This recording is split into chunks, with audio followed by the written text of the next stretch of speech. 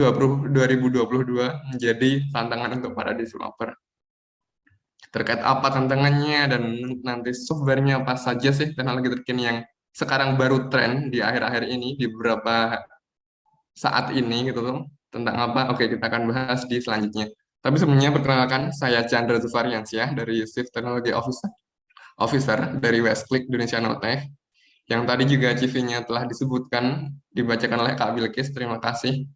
Gitu. Nah, tapi sebelumnya saya pengen tahu nih teman-teman ini dari mana aja sih, dari beberapa jutaan peserta ya di sini.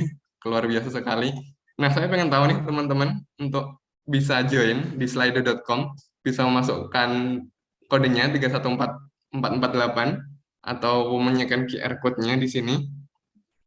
Pengen tahu nih partisipasi teman-temannya dari mana aja sih, kita ada kuis kecil-kecilan dan mungkin pengen tahu juga teman-temannya udah sampai mana. Nah, itu saya minta tolong ya teman-teman buat ikut di slido.com-nya. Oke, dimulai dari ini ya. Teman-teman yang sudah join, jangan lupa untuk diklik di bagian pollingnya. Ada pertanyaan dari mana teman-teman berasal. Oke, masih kita tunggu. Oke, ada yang dari Jakarta. Oke, 314448 itu untuk ini ya kodenya ya. Oke, ada dari Samarinda, Yogyakarta. Kita lihat paling banyak dari mana aja. Oke, Jogja lagi. Oke, dari Surabaya banyak juga.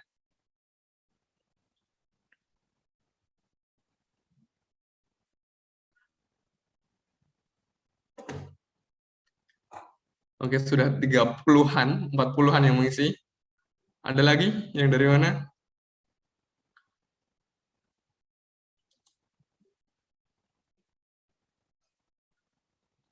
Oke, cukup ya. Jadi paling banyak ada di Jogja ternyata. Jogja terus Surabaya juga banyak. Yogyakarta sama aja. Ada yang dari Belanda juga. Wah, luar biasa sekali. Oke, kita lanjut.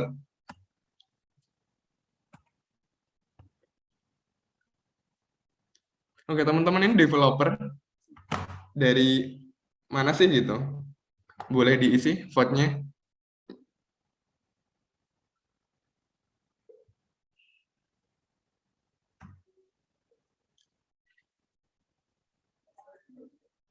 Oke, saya bukan developer. Siap, siap. Ya, dan sudah sangat expert sekali ternyata. Ya, semoga jujur ya ini.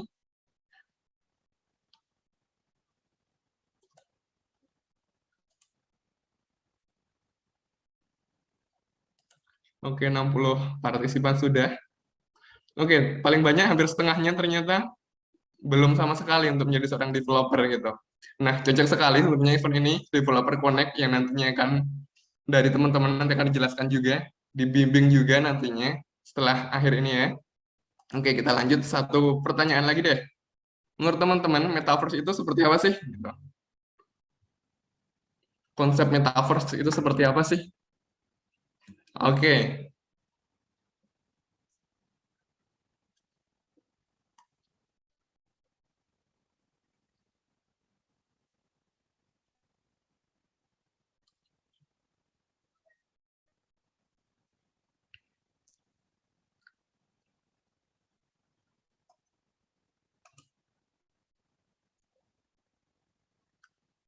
oke, masih paling banyak hal yang dinantikan ternyata.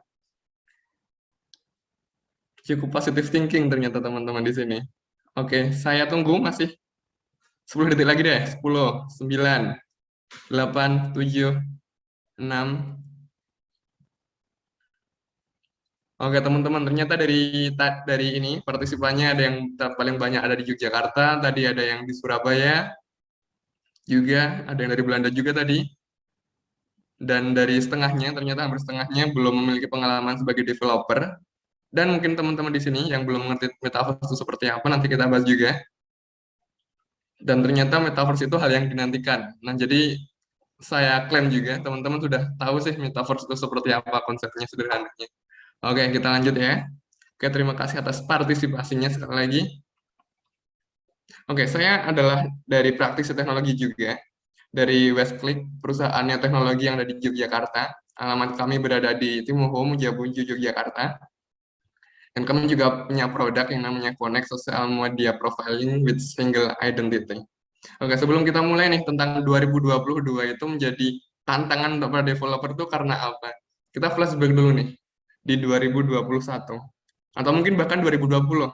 Karena menurut saya 2021 itu hanya hasil copy paste dari 2020 saja gitu. Nah, tentu saja di 2021 kita masih berkecamuk juga dengan adanya COVID-19 ya. Sampai saat ini kita masih berperang terhadap COVID-19. Gitu terlihat gambar di sini. Kita masih berada di sini, teman-teman. Dan akhirnya kita belum tahu sampai manakah akhir dari COVID-19 ini. Nah, yang pengen saya sampaikan, yang ingin saya sampaikan, berusaha saya sampaikan ke teman-teman ini adalah bukan kita pesimis karena COVID-nya, tapi seharusnya sebagai seorang developer, ataupun bahkan di sini ada yang jadi entrepreneur, teman-teman, kita harusnya tidak peduli dengan semua ini. Yang kita pikirkan adalah bagaimana sih cara kita agar tetap produktif gitu. Kalau sebagai seorang developer ya tentang ya bagaimana caranya menulis sebuah kode gitu. Gitu ya. Jadi sebagai seorang developer kita tidak peduli atau mungkin saya tambahkan kata should di sini ya. Kita harusnya tidak peduli tentang semua ini. Yang kita fokuskan adalah bagaimana di 2022 ini agar tetap produktif. Biar apa? Biar judul yang pertama ini tantangan tadi ya, 2022 adalah tantangan sulit, itu tidak menjadi tantangan sulit untuk teman-teman. Nah, oke. Itu 2022 sangat banyak teknologi saat ini, termasuk juga kemarin ada Gozali tentang NFT-nya, ada konsep metaverse dari Facebook, dan masih banyak lagi lainnya. Semua itu sebenarnya terangkum di yang pertama, yaitu namanya Web3, teman-teman. Apa sih itu Web3? Atau mungkin ada yang menyebutnya Web 3.0 gitu. Itu adalah ide tentang new iteration of the World Wide Web tentang blockchain teknologi. Jadi intinya, Web3 itu adalah dunia internet yang baru.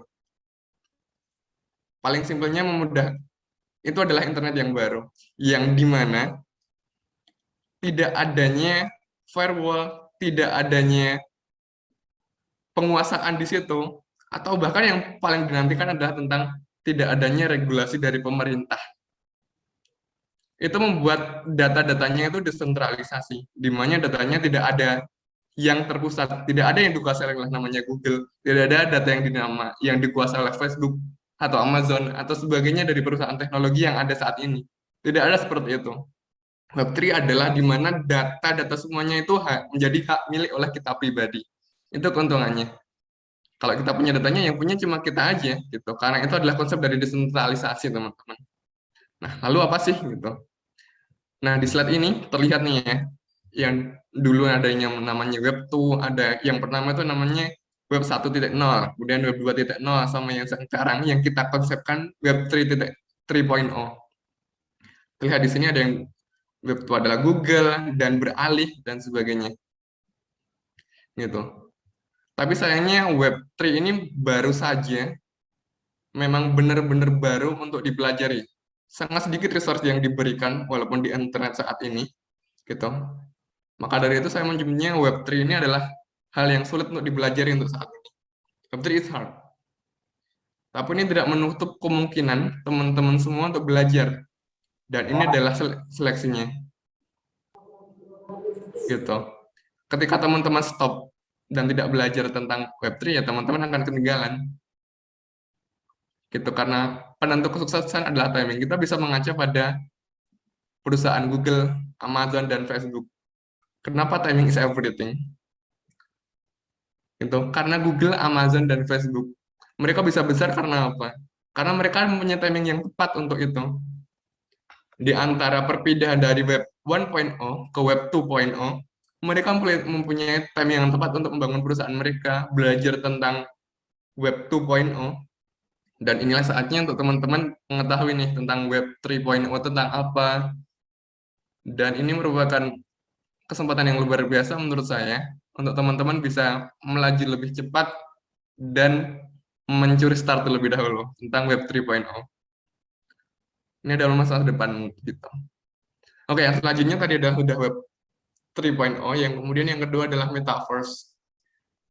gitu ya. Ini pertama kali dikonsep dan didengar oleh publik secara besar-besaran dipaparkan oleh Facebook yang sekarang dinamakan berganti menjadi Meta gitu ya. Mungkin teman-teman yang belum tahu saja, intinya Metaverse itu adalah platform berbasis internet yang di sananya ada virtual reality menggunakan kacamata dan kita itu berkecimpung di dalamnya. Kita benar-benar ada di dalamnya seperti seolah-olah itu dunia nyata. Gitu.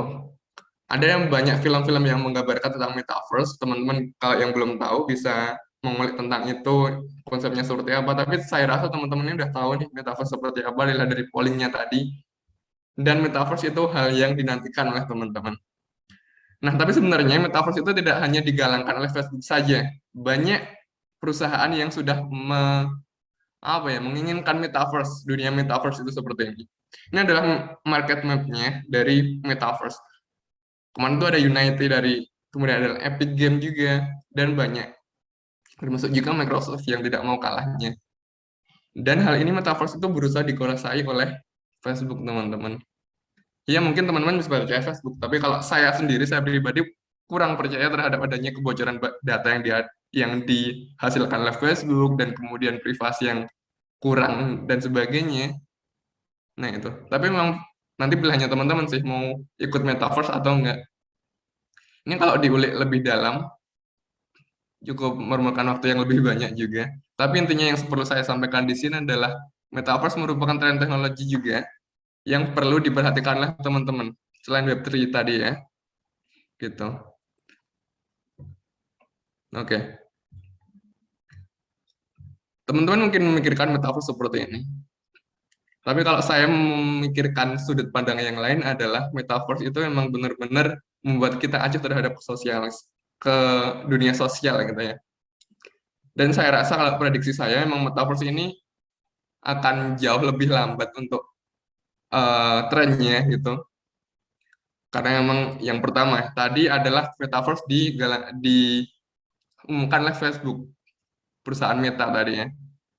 Dan sebenarnya menurut jurnal 4.ac.id, saya juga mengutip dari jawapos.com, 48,6% manusia itu kecanduan sosmed tingkat tinggi, teman-teman.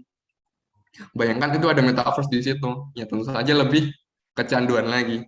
Tetapi saya rasa orang-orang sudah sadar juga bahwa kita akan kecanduan sosial media dan akan kecanduan metaverse lagi. Itulah yang membuat metaverse ini menurut saya lagi ya akan berjalan lebih lambat. Tapi kita tidak tahu masa depan, mungkin bisa berjalan lebih cepat dan sebagainya.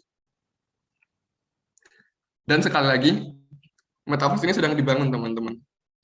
Ini juga merupakan kesempatan besar untuk kita semua, bahkan teman-teman semua, saya juga sendiri, belajar tentang metaverse. Lalu ingin mulai dari mana? Saya menyebutnya kita untuk mulai metaverse ini dibangun dengan ada Blender dari modeling atau Unity, Unreal Engine, tools-tools seperti itu yang perlu dipelajari teman-teman untuk mempersiapkan teman-teman menjadi developer metaverse gitu. Oke, yang selanjutnya nomor 3 tentang artificial intelligence AI atau kita nyebutnya sudah jelas AI itu kecerdasan buatan ya. Dan pada tahun 2021 kalau nggak salah ya, sebagai seorang developer kita dikejutkan oleh yang namanya GitHub Copilot. Walaupun sekarang masih versinya masih belum sempurna, kalau nggak salah sekarang masih versi beta, karena untuk mendaftarkan GitHub Copilot itu perlu beberapa tahapan gitu. Tapi yang belum tahu GitHub Copilot ini adalah AI juga, kecerdasan buatan yang sebagai seorang developer kita nggak perlu mengetik dari awal. Kita tinggal memerintahkan, carikan saya rumus tentang matematika. Udah dijelaskan oleh GitHub Copilot, udah dikasih oleh GitHub Copilot-nya. Luar biasa sekali. Jadi sebagai seorang developer kita bahkan juga bersaing dengan GitHub Copilot gitu. Inilah kenapa AI merupakan hal yang menjadi masa depan, teman-teman. Ini ya, untuk dari GitHub Copilot-nya sendiri, GitHub Copilot itu adalah new AI system yang dibuat oleh OpenAI, bukan dibuat oleh ya, yang dibuat dengan OpenAI. Gitu. Jadi inti GitHub Copilot itu berhubungan erat dengan OpenAI. Apa sih OpenAI itu? Tapi harapanku teman-teman udah tahu ya GitHub Copilot tentang apa, dan paling nggak jelas terlebih dahulu nih, GitHub Copilot ini adalah AI juga yang dibuatnya menggunakan OpenAI. Itu bedanya teman-teman. Tapi intinya GitHub Copilot itu dibuat menggunakan OpenAI. OpenAI adalah, bisa dibaca di sini ya, Research and Deployment Company. Misinya untuk mengembangkan berdasarkan humanity, berdasarkan hak asasi manusia. Itulah yang paling nggak disebutkan oleh OpenAI.com. Terserah kita percaya atau tidak, tapi memang itulah yang diklaimkan oleh OpenAI.com. Nah, menariknya, OpenAI itu sekarang dikuasai oleh Microsoft, teman-teman. Udah dikuasai oleh Microsoft. Yang dulunya OpenAI itu bersifat non-profit, sekarang itu sudah ke for profit. Jadi sudah milik Microsoft karena dibeli sahamnya. Nah, ini membuat kita sebagai seorang developer pun lebih sulit juga untuk menjangkaunya. Gitu. Nih ya, Microsoft juga mempunyai GPT-3 Technology. Jadi OpenAI itu sebutannya, dan GPT-3 Technology itu algoritmanya. GPT-3 Technology itu algoritma yang dimiliki oleh Microsoft juga. Gitu. Jadi OpenAI itu udah Microsoft, dan Microsoft. Gitu. Jadi lebih sulit untuk teman-teman developer mempelajarinya. Tapi jangan khawatir teman-teman. Kabar baiknya, GPT-3 ini memiliki juga API juga yang bisa dipelajari. Ini dilihat, saya mengutip juga dari OpenAI.com juga. We have made improvement to our API and safety features, so developers can get started right away. Gitu. Jadi kita bisa mempelajarinya, bisa lihat API dokumentasinya untuk mempelajari tentang artificial intelligence. Oke, harapanku teman-teman juga paham ya sampai sini, tidak ketinggalan juga. Oke, yang selanjutnya tadi sudah ketiga, yang pertama tadi tentang Web3, yang kedua tentang Metaverse, yang ketiga tentang Artificial Intelligence. Apa sih teknologi yang membuat seorang developer itu sulit di tahun 2022 ini juga? Ya, yang keempat database. Tadi, kalau yang tadi udah umum ya, karena database. Teman-teman developer pasti tahu tentang database ini. Database itu adalah apa? Mungkin saya tidak perlu jelaskan di sini. Tapi di sini saya melihat dari stackoverflow.com. Chargerku mana? Chargermu ngapain pakai chargerku? Chargerku rusak. Oke ya. Oke, saya lanjutkan ya. Dari stackoverflow.com dilihat dari bahwa database yang banyak digunakan saat ini survei tahun 2021 ya, survei yang terbaru saya kutipnya, yaitu MySQL. Teman-teman saya rasa cukup familiar juga tentang ini, ada database, terus ada MySQL, PostgreSQL, SQLite, dan sebagainya. Nah, 4 pertama ini dilihat adalah itu relation database semua ya, pakai SQL semua, ada yang dinamakan, yang produknya namanya MySQL, PostgreSQL, dan SQLite juga. Seperti itu. Nah, memang saat ini SQL masih memiliki bukan prioritas, tapi tingkatan tertinggi yang paling banyak digunakan oleh seorang developer. Di sini terlihat 48,19% pengguna Stack Overflow itu memakai MySQL untuk database-nya. Dan mungkin saya rasa teman-teman yang memulai coding di sini, memulai pengembangan aplikasi juga, mungkin ada yang kuliah di sini, developing-nya masih menggunakan SQL ya, SQL. Tapi saya rasa teman-teman bisa memperhatikan ada beberapa database lain selain MySQL. Di sini saya sebutkan ada yang namanya MenSDB. Disebutkan ini in database machine learning. Jadi database yang dipadukan oleh AI di dalamnya gitu. Udah luar biasa sekali. Jadi nggak hanya SQL terus, kita bisa mempelajari banyak untuk mempersiapkan teknologi yang lebih baik. Oke, ada juga Supabase. Di sini disebutkan juga open source Firebase alternatif. Penggantinya Firebase, mungkin teman-teman yang sudah tahu Firebase itu database juga dari Google. Namanya Supabase. Ada PlanetScale juga. Ini adalah database relasional juga yang membuatnya jauh lebih mudah daripada SQL. Bisa dicari teman-teman Supabase atau PlanetScale nanti. Ada juga MongoDB, mungkin sudah tidak asing ya. database yang NoSQL, yang sangat powerful, yang sekarang bahkan sudah serverless, jadi tidak perlu menggunakan server sendiri kita. Sudah di MongoDB-nya sudah ada, tinggal di pricing-nya itu sudah ada servernya sendiri. Ada juga yang Cloudflare Store dari Firebase. Jadi Firestore itu adalah anak dari Firebase gitu. Ini juga dibuat oleh Google, database yang terkini. Gitu. Itu untuk database teman-teman. Jadi database yang baru-baru cukup banyak, teman-teman bisa perhatikan. Kalau yang paling atas itu MySQL, dan sekarang yang bawah-bawah itu ada MongoDB di bagian kelima. Itu cukup cukup cepat juga perkembangannya. Jadi teman-teman nggak salah juga kalau mau ingin belajar database yang lain selain MySQL. Gitu. Oke, yang kelima, mungkin yang terakhir kalau nggak salah ya, tentang JavaScript. Udah berapa menit ini? Oke, tentang JavaScript ya. JavaScript, kenapa JavaScript di sini? Gitu. Karena saya rasa JavaScript saat ini memiliki perkembangan yang selalu terupgrade. JavaScript memiliki perkembangan yang selalu dinantikan oleh developer-developer lainnya. Jadi teman-teman yang masih belum belajar JavaScript, nggak salah juga kalau ingin memulai belajar JavaScript terlebih dahulu. Gitu. Kenapa saya menyebutkannya seperti itu? Ini dimulai dari yang tahun 2000 dulu, yang namanya masih server PHP, belum ada JavaScript, masih pakai PHP tahun 2000, kemudian ada 2010, itu ada React.js, dan sekarang 2020. Kenapa saya menyebutkannya selalu terupgrade? Karena di tahun-tahun ini ada yang namanya Next.js, teman-teman. Ini lebih powerful karena sudah server rendered app gitu. Jadi sudah server side scripting namanya. Nah, itu untuk JavaScript. Jadi nggak salah juga, saya tekankan lagi, nggak salah juga teman-teman kalau ingin belajar JavaScript dan yang lainnya, bonus gitu ya. Sekarang ada IDE baru dari JetBrains. Jadi kalau teman-teman belajar masih pakai JetBrains, itu ada Lite IDE gitu yang sudah lebih ringan, namanya Fleet. Dan mungkin yang terakhir yaitu tentang mobile developer. Di sini yang bawah itu React Native, yang atas itu Flutter.